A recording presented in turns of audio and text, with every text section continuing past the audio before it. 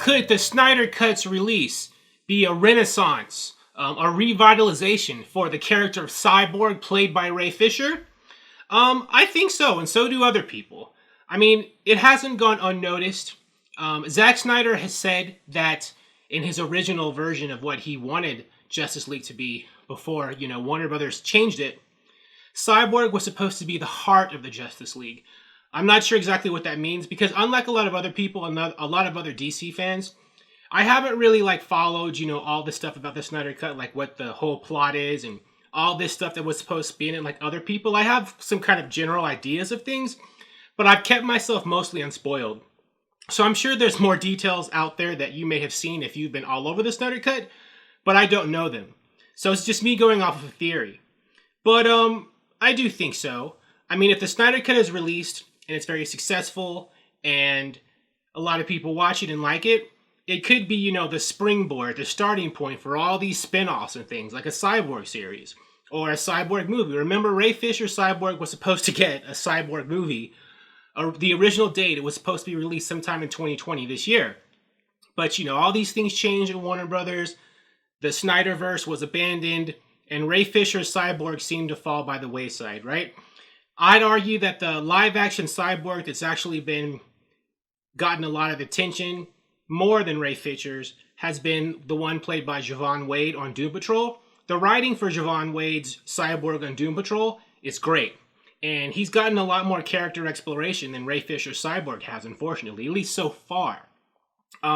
Ray Fisher is a good actor. He was very good in the theatrical version of Justice League. He played a muted Cyborg that didn't have emotions. But, if you've seen Ray Fisher in interviews and when he's on his social media, he has a lot of personality and energy. So the fact that he could play a character with so much muted emotions, when you know what he's like in real life, that shows his range as a talent, his range of talent. And I think he's like a theater actor, or that's where he came from, like he did plays. I could be wrong. If I'm wrong, I'll edit it in the background, like, oops, my mistake. But he does have a lot of range and talent that we have yet to see. I know Ray Fisher's done more than be Cyborg, but nothing else he's done has really gotten a lot of attention. Cyborg's his biggest role, so a lot of people haven't seen what Ray Fisher can do. So if the Snyder Cut is successful and, his character in the Snyder Cut, he's the heart of the Justice League, has a lot of emotional stuff going on, especially, with Cyborg's problems with his father.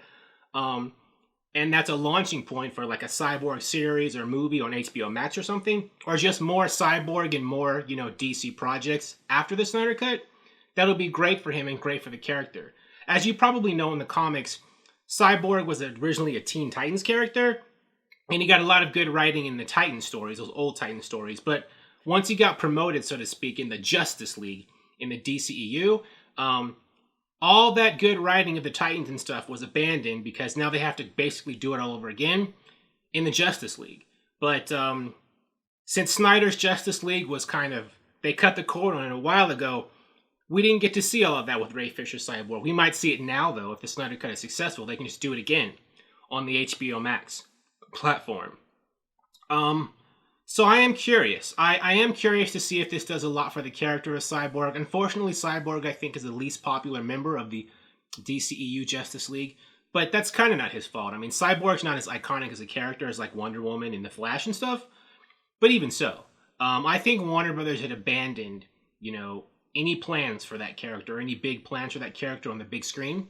But now, with the Snyder Cut resurgence, that could be a new lease on life for Cyborg, as played by Ray Fisher. And I'm ready for it. I'm ready to see, what they can do. There's a lot of plot lines they can do with Cyborg. I mean, his history, storylines throughout time, they're filled with all these man versus machine narratives and, cyborg stories, literal cyborgs or androids, how human am I?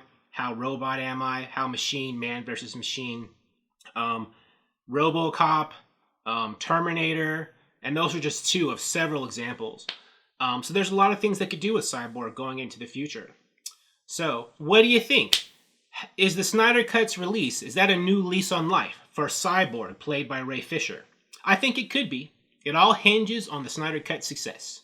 Thank you for watching. If you like this video, please like it on YouTube and subscribe to the channel because I appreciate your viewership, and I'll talk to you soon. Bye.